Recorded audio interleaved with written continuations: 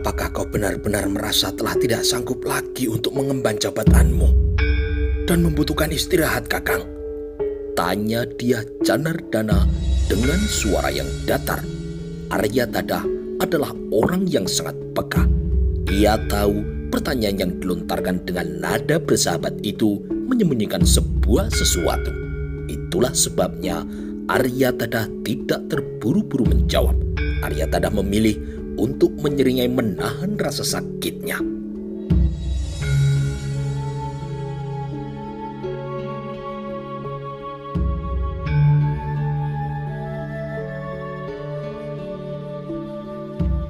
Padahal menurutku, tenaga dan pikiran orang semacam Kakang masih dibutuhkan oleh Mojopahit.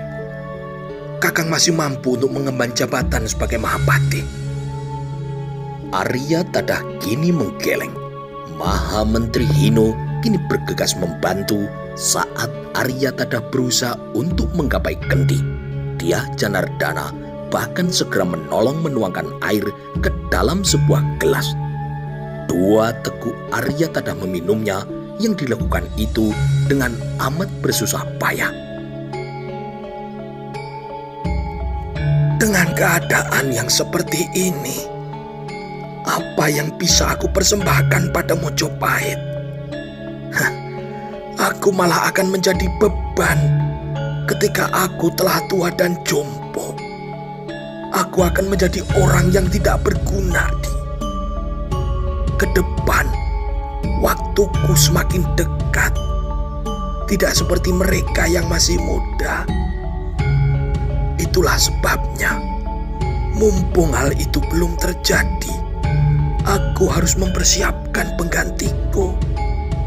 Dia Janardana yang semula agak menunduk itu kemudian mengarahkan perhatiannya. Bolehkah aku tahu siapa orang yang akan Kakang calonkan? Tanya dia Janardana dengan penuh minat. Hampir saja Aryatadha menyebut nama Gajah Mada sebagai pengganti yang akan ia ajukan kepada kedua Prabu Putri. Namun Aryatadha bergegas menelan ucapan yang nyaris lepas dari rongga mulutnya itu. Aku serahkan sepenuhnya hal itu kepada kedua Prabu Putri, karena merekalah yang berhak untuk memutuskan siapa yang layak menggantikanku. Kalau adik berminat ingin tahu atau berkeinginan memberi saran kepada Prabu Putri, sampaikan saja hal itu secara langsung kepada mereka berdua, adik.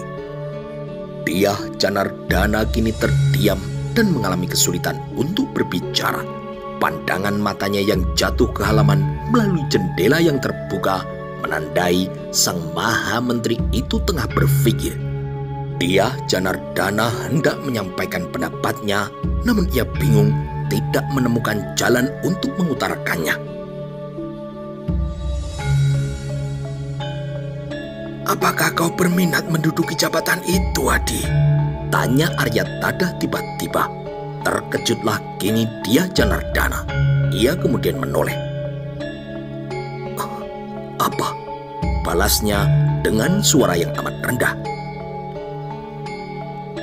Kalau kau berminat mewarisi jabatan yang aku lepas, aku akan menolongmu menyampaikan kepada kedua Prabu Putri. Dia Janardana kini kembali untuk menutup mulutnya. Matanya berputar menggerataki seluruh benda yang ada. Kakang akan mendukungku? Tanya dia Janardana. Pertanyaan itu agak membingungkan Mahapati Aryatadha untuk memberi jawaban yang paling pas. Tetapi Mahapati Aryatadha memperoleh cara untuk memberikan jawaban. Ada banyak calon yang masing-masing mempunyai kemampuan di atas memadai untuk bisa diangkat menjadi Mahapati menggantikanku. Aku akan memberikan dukungan bagi siapapun yang ingin mencalonkan diri, Adi. Kalau Adi berminat, silakan. aku akan sampaikan kepada kedua Prabu Putri. Demikian pula, andai kata ada calon yang lain, aku juga akan memberikan dukungan. Untuk selanjutnya, para Prabu Putri yang akan menentukan siapa yang bakal terpilih menjadi Mahapati. Dia Janardana kurang begitu senang menerima yang hanya itu. Inginnya jika bisa Mahapati Aryatada hanya menjagokan dirinya, hanya mendukungnya tanpa memberi dukungan kepada calon yang lain. Sejujurnya, aku memang menginginkan jabatan itu, Kakang. Aku menghadap Kakang untuk meminta restu. Yang kalau bisa, restu itu hanya untukku, Kakang, tanpa ada calon yang lain. Jika Kakang bisa mengatur supaya aku bisa menduduki kursi kepatian, aku tidak akan pernah melupakan Kakang, ucap dia Janardana. Mahapati Aryatada terdiam beberapa jenak. Aku minta maaf, Adi. Mungkin aku bisa menjagokanmu seutuhnya tanpa ada pesaing lain. Tetapi keputusan terakhir kedua Prabu Putri yang mempunyai hak, bukan aku, Adi.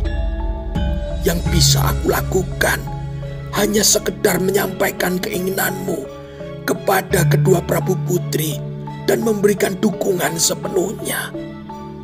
Namun, jika ada pula yang datang untuk maksud yang sama, aku juga akan memberikan dukunganku pula, Adi. Dia Janardana kini merasa tidak nyaman. Jawaban Aryatada yang demikian sama sekali tidak seperti yang ia harapkan. Jika muncul rasa tidak puas adalah karena sebagai Maha Menteri Hino, ia telah bekerja keras, telah melaksanakan semua pekerjaan yang diberikan oleh Aryatada dengan sebaik-baiknya. Dengan semua yang telah dilakukannya itu, ia merasa pantas untuk memperoleh warisan jabatan yang ditinggalkan oleh Aryatada. Tetapi Aryatada tidak membantunya sampai tuntas. Pengabdian yang diberikannya selama ini ternyata sia-sia. Atau apakah Kakang telah mempunyai calon?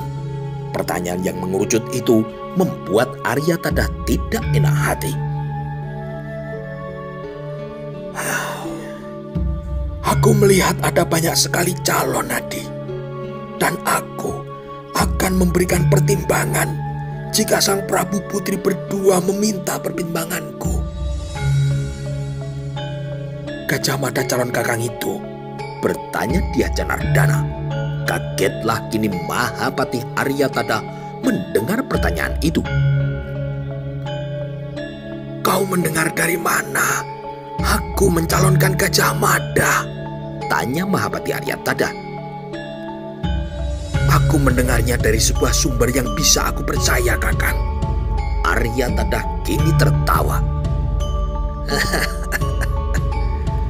Kalau begitu, aku tidak perlu menjawab apapun, Adi.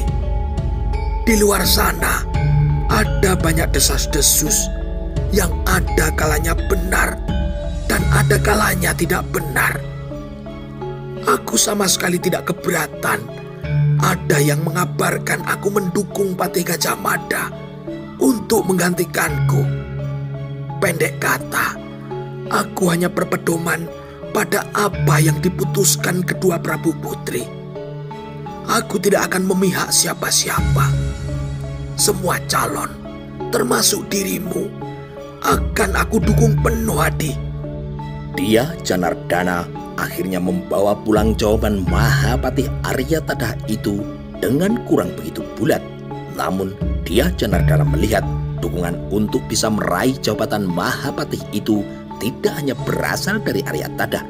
Dukungan Aryatada memang sangat penting, tetapi penggalangan suara dari pihak manapun pasti akan didengar oleh Prabu Putri Sri Kitarya dan juga oleh adiknya. Penggalangan, ucap dia Janardana dalam hatinya. Aku harus melakukan penggalangan dukungan. aku sudah memperoleh dukungan dari Dialoha.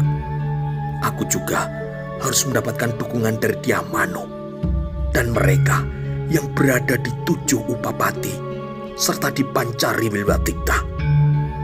Kalau bisa, aku bahkan harus mendekati Gajah Mada. Aku harus mengingatkannya agar ia tahu diri. Orang berikutnya setelah Maha Menteri Hino Dia Janardana adalah Maha Menteri Sirikan Diamano.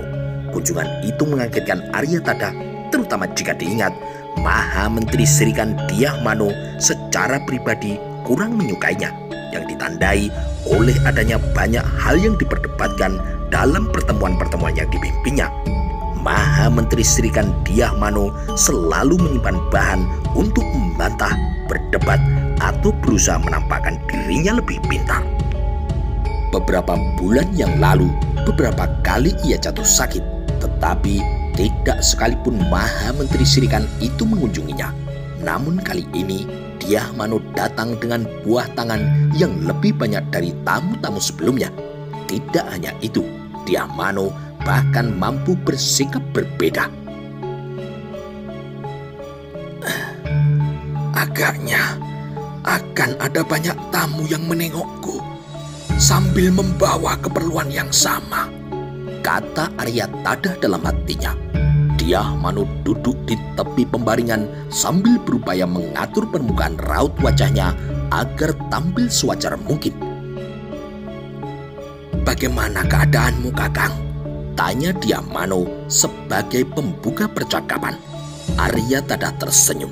Ia tidak perlu menjawab pertanyaan itu karena keadaannya kini telah bercerita. Diamano kebingungan mencari pertanyaan berikutnya. Buah apa yang kau bawa itu, Adi? Tanya Aryatada membantu memecah kecanggungan. Diamano kini merasa sangat tertolong. Aku bawakan mangga gadung kesukaanmu, Kakang. Ini bukan mangga gadung yang aku beli di pasar, tetapi mangga yang kupetik dari kebunku sendiri.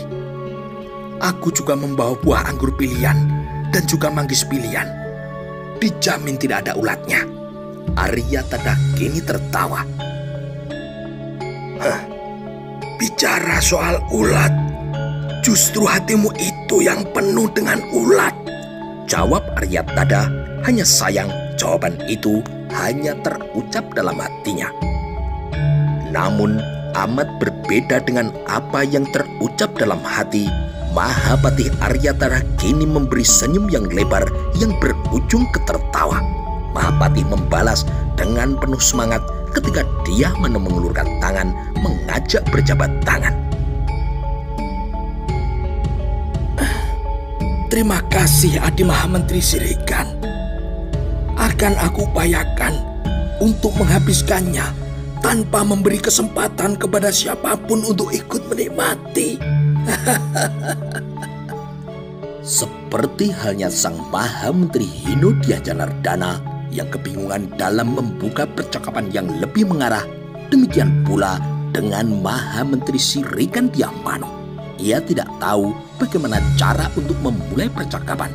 Namun sikap Aryatada memang telah sangat membantunya.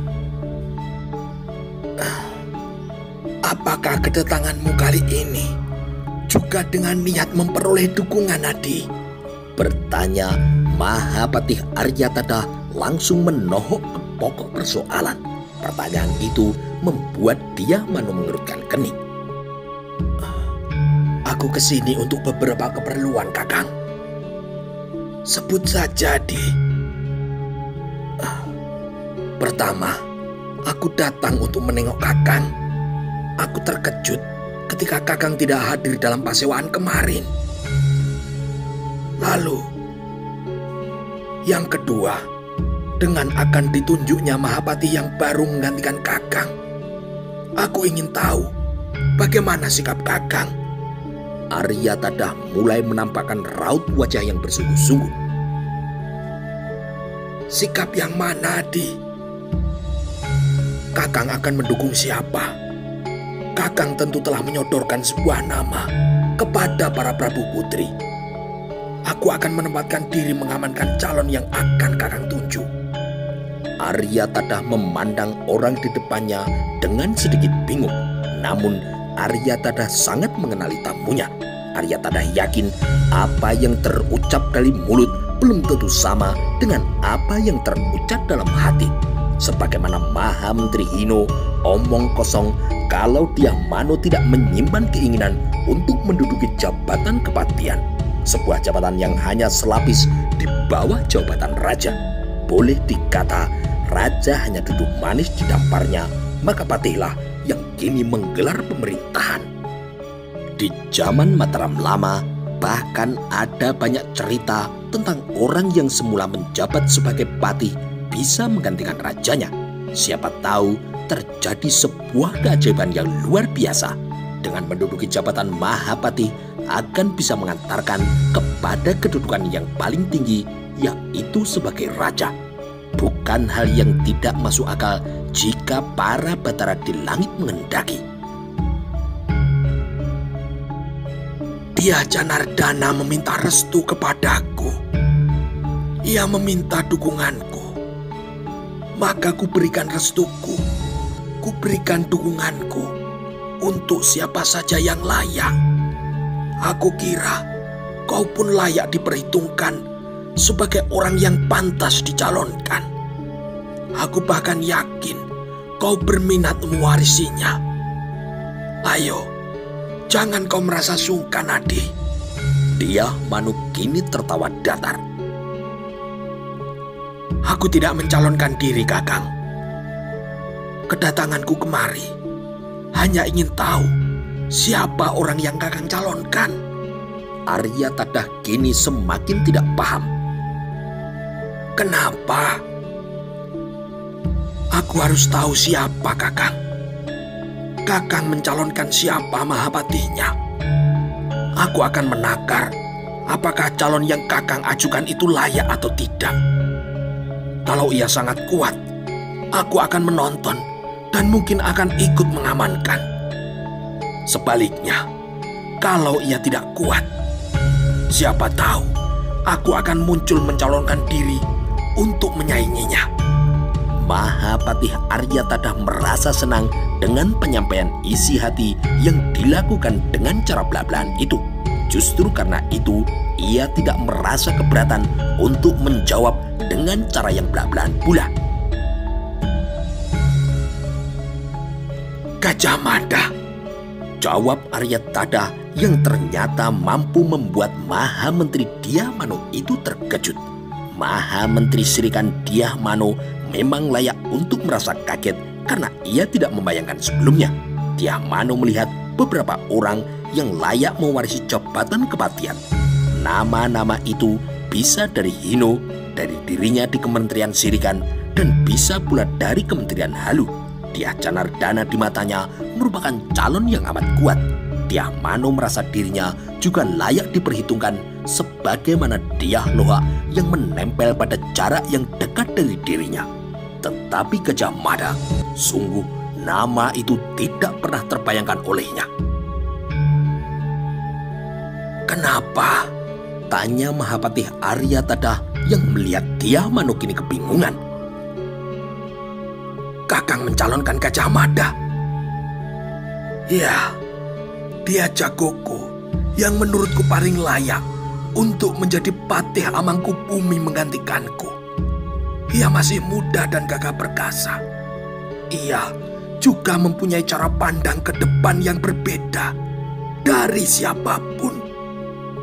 Jika ada yang menyebut Gajah Mada belum memiliki banyak pengalaman, aku menjawab ya dari sisi usia. Namun, mengenai pengabdian dan sepak terjangnya, aku tidak melihat ada orang yang bisa menandinginya. Ia dengan perjuangan amat gigih mampu menyelamatkan mendiang Prabu Jayanegara dari ancaman pembunuhan Rakuti. Meskipun pontang-panting, ia berhasil membalas Rakuti yang sempat duduk di singgasana itu, yang kemudian dibungkam mulutnya untuk selama-lamanya. Uraian yang disampaikan Mahapatih Aryatadha itu terpaksa dikunyah dan menjadi renungan bagi sang Maha Menteri Sirikan Dyah-Mano yang sejenak setelahnya manggut-manggut, bahkan dilengkapi pandangan mata yang terbelalak. Bagaimana? Benar juga, Kakang. Betapa buta mataku selama ini. Tiba-tiba aku melihat Gajah Mada sangat memadai untuk memangku jabatan itu. Lalu, apakah Kakang Tadah telah menyampaikan hal itu kepada Prabu Putri? Arya Tadah tidak merasa pantas untuk memberikan jawaban, mengingat tiba-tiba selain nama Gajah Mada yang diusulkannya, masih ada nama lain yang bermunculan.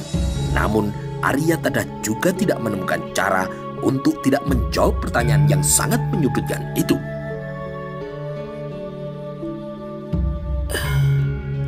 Aku punya jagoku, tetapi selain Gajah Mada, masih ada nama lain yang diusulkan untuk dipertimbangkan di hadapan kedua Prabu Putri, yaitu Maha Menteri Hinodia Canardana. Setelah dua nama itu, mungkin akan muncul nama lain yang akan mengajukan diri, kata Arya Tadah dengan nafas yang agak tersengal-sengal. Dyah-Loha, Kakang, jawab Dyah-Mano. Sedikit berubah kini wajah Arya Tadah. Dyah-Loha? Ya, tadi Dyah-Loha menemuiku untuk meminta dukunganku, Kakang. Di luar sana, ia sedang sibuk menggalang suara untuk memberikan tekanan kepada kedua Prabu Putri agar memilihnya sebagai pengganti Kakang. Aku pikir sebaiknya aku juga ikut meramaikan keadaan, Kakang. Aku berencana ikut mencalonkan diri sebagai pengganti Kakang Tadah.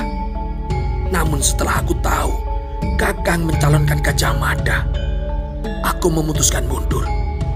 Aku sangat setuju dengan pilihan Kakang dan akan mengamankannya, jelas Dyah-Mano kemudian. Aku tidak akan melihat Gajah Mada itu masih muda. Aku tidak akan menganggap soal usia itu, Kakang. Ia telah amat berjasa menyelamatkan mendiang sang Prabu Jayanegara ke Badender. Ia diangkat menjadi patih di Kahuripan. Ia pernah pula menjadi patih di Daha. Jika dilihat dari sisi itu, pengalaman mana yang kurang dimiliki oleh Gajah Mada? Lanjutnya, sikap Arya Tadah kepada Dyah-Mano kini agak berubah. Setidaknya penilaian yang semula peliputan prasangka kini telah berubah. Aku mohon diri dulu, Kakang. Kudoakan semoga Kakang kembali sembuh. Dan sebaiknya Kakang harus sembuh agar bisa mengatur pergantian kekuasaan itu dengan sebaik-baiknya. Yang kalau bisa, jangan sampai menimbulkan gejolak, Kakang. Ya, terima kasih, Hadi, balas Arya Tadah. Masih ada banyak tamu yang datang menjenguk Mahapati Arya Tadah. Hampir semua pejabat Sang Pancariwilwatikta datang untuk menjenguknya, yang kehadirannya diatur langsung oleh Gajah Mada. Hal ini terlihat pula dari mereka yang datang secara bersama-sama. Demikian pula dengan para upapati yang 7 orang jumlahnya. Demikian pentingkah arti sakit yang diderita oleh Mahapati Arya Tadah sampai-sampai para Dharmadiaksa turun mengunjunginya pula. Pejabat utama yang juga berkunjung adalah Maha Menteri Halu Dyah-Loha. Ia berkunjung saat hari menjelang petang. Bagaimana keadaanmu, Kakang? Tanya Dyah-Loha dengan lugas. Beginilah, Dyah-Loha, jawab Arya Tadah. Tidak sebagaimana para tamu sebelumnya yang kedatangannya membawa buah tangan apa saja, Dyah-Loha tidak membawa apapun. Dengan santai, ia bahkan mengambil buah untuk ia makan sendiri. Aku kemari untuk mendoakanmu. Semoga cepat sembuh, Kakang, kata Dyah-Loha. Terima kasih, Hadi, balas Mahapati Arya Tadah. Dan yang kedua, secara lugas dan belak-belakan, aku ingin Kakang Aryatada memberi dukungan kepadaku. Dengan dukungan semua pihak, dan terutama dukungan dari Kakang, aku akan mencalonkan diri menjadi Mahapati yang baru.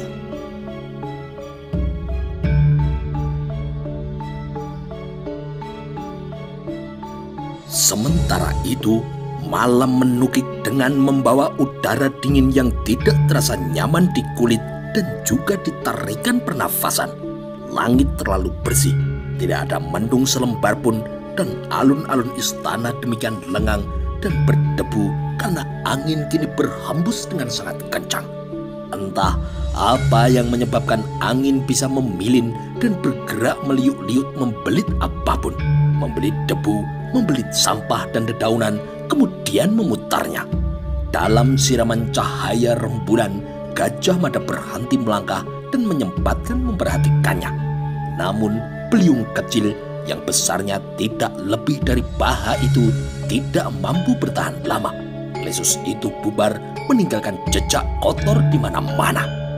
Gajah Mada kini kembali mengainkan langkah kakinya dengan tujuan istana Ibu Suri Gayatri. Para prajurit yang melihatnya kini berjalan mendekat. Ia bergegas memberikan hormat, akan tetapi Gajah Mada tidak menyapa mereka. Patih Gajah Mada terus berjalan melintas halaman samping istana Prabu Putri Dyahwiyat Raja Dewi Maharajasa yang nantinya akan membawanya ke bangunan lama, bangunan yang ditempati oleh Raja Patni. Ki Patih, seorang tanda dan emban yang bertugas melayani Ibu Suri kini datang menjemput. Ibu Suri sudah menunggu Ki Patih di alun-alun. Ia bersama dengan tamu-tamunya sedang menikmati cahaya rembulan dari bawah pohon Brahmastana. Jawab tanda itu yang menyebabkan Gajah Mada terkejut. Ibu Suri menerima tamu. 2 orang, Ki Patih. Siapa? Aku tidak tahu, Ki Patih.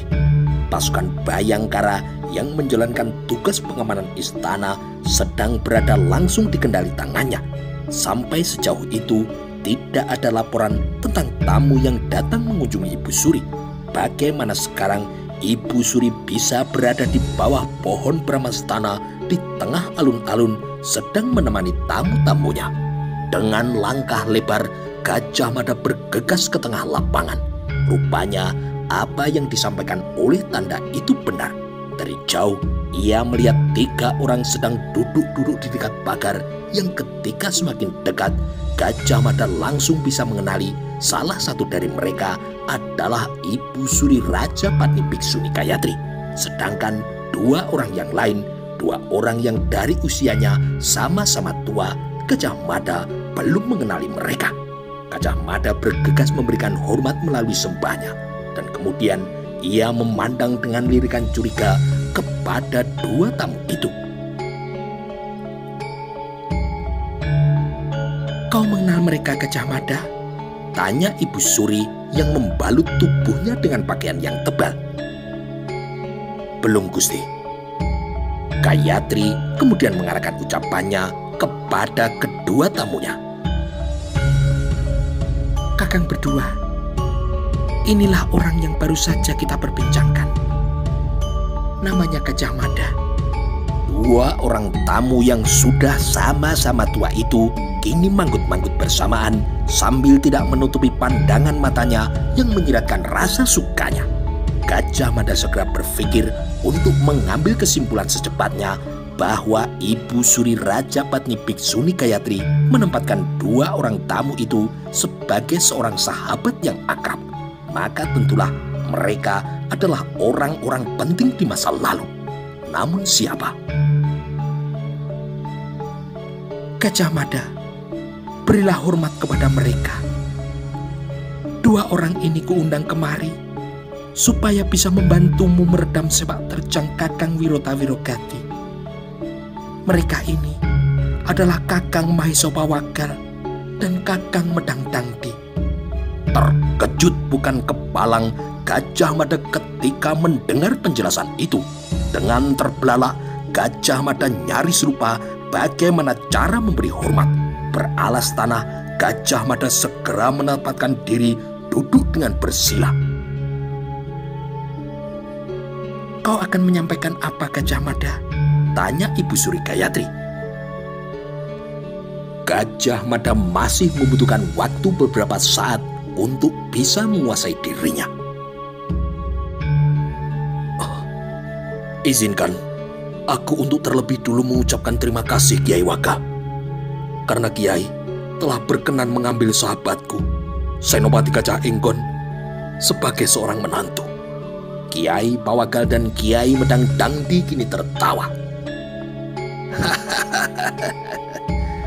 "Cepat sekali perjalanan sebuah berita. Berita itu ternyata sudah sampai ke telingamu rupanya." Gajah Mada mengulangi pemberian hormatnya.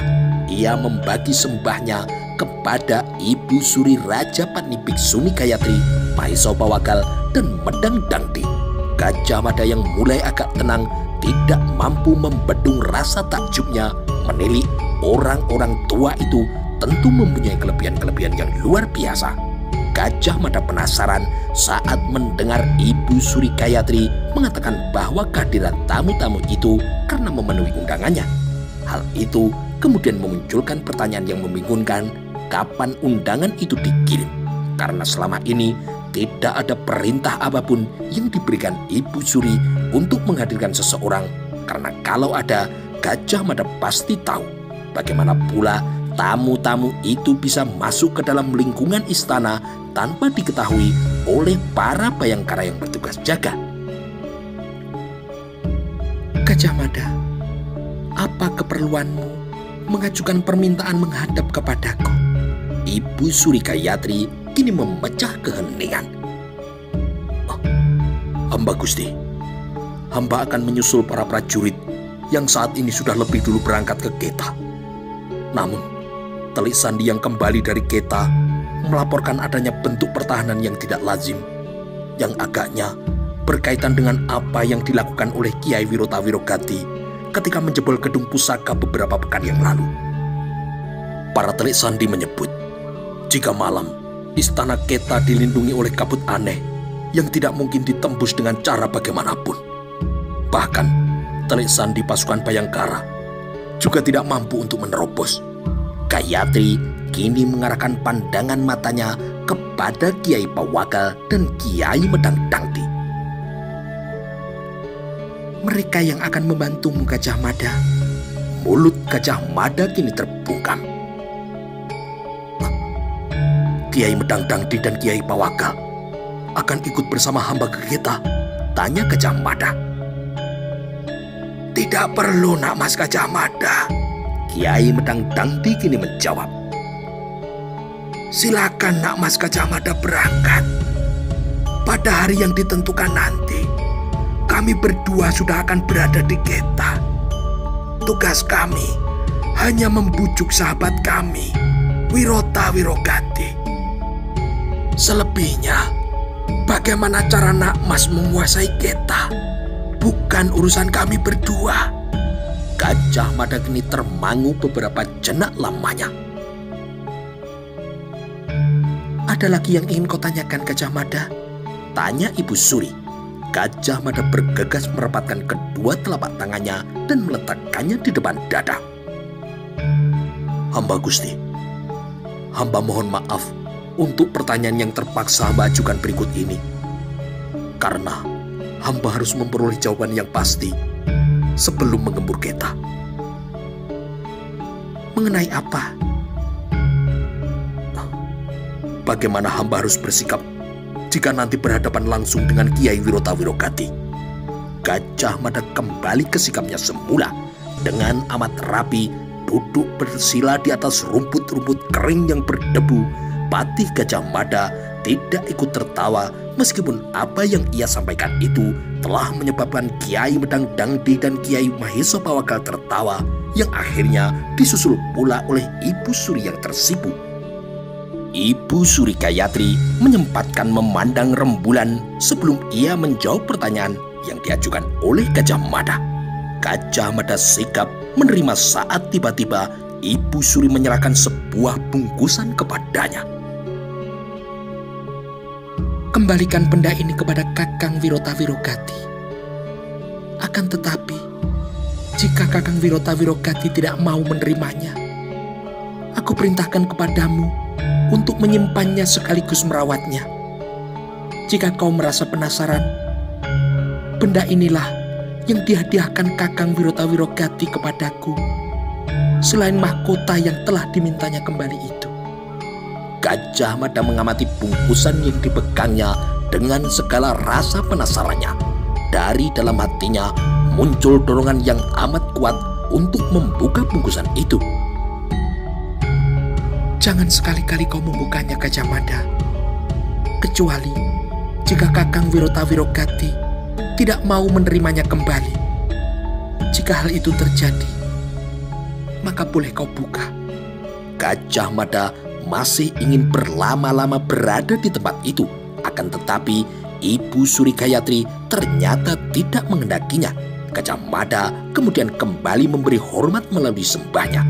Tidak hanya kepada Ibu Suri Gayatri, tetapi juga kepada Kiai Pawagal dan Kiai Medang Dangdi. Di Pura Waktra, Gajah Mada kini tidak kuasa menahan rasa penasarannya.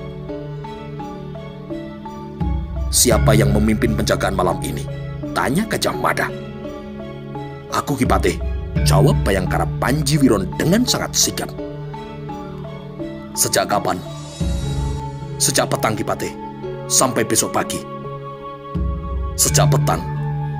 Apakah sejak petang tadi tidak ada tamu yang datang untuk bertemu dengan Ibu Suri?" Pertanyaan itu menyebabkan Panji Wiron dan anak buahnya terperanjat. "Tidak ada, Ki Patih." Gajah Mada ternyata sudah menduga itu. Maka sekaranglah saatnya Gajah Mada melihat betapa orang-orang yang dulu menjadi pendukung Sang Rama Wijaya itu benar-benar luar biasa. Medang Dangdi, Mahesa Pawagal, Paman Dana, Sora, dan lain-lainnya adalah orang-orang yang memiliki kemampuan yang aneh-aneh. Sebagaimana Kiai Wirota Wirogati, maling luar biasa yang memiliki kemampuan yang sangat luar biasa pula.